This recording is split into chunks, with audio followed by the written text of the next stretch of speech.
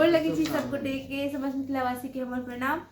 और एकटा छोट सनक वीडियो लऽ कऽ फेरसँ माँ से ने माँ चिन्हते हमें, ई हमर दादी छथि और हिनका सबके लऽ कऽ हम कहलियनि कि चलू।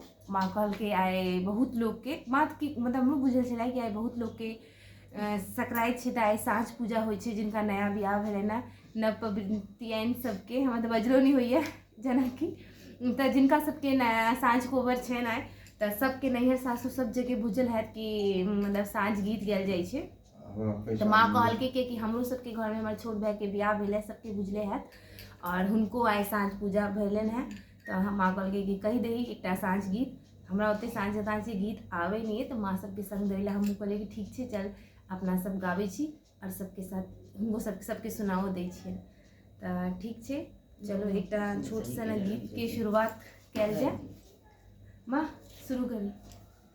मुरली धारिया साँझ पड़ैते घर आएब, मुरली धारिया साँझ पड़ैते घर आएब,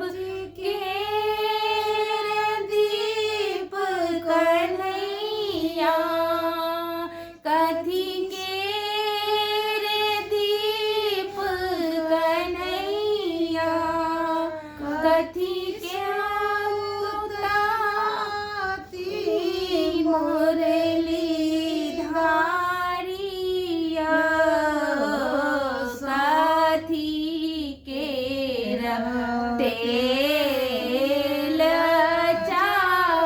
चढ़ैब, मुरली धारिया कथी के तेल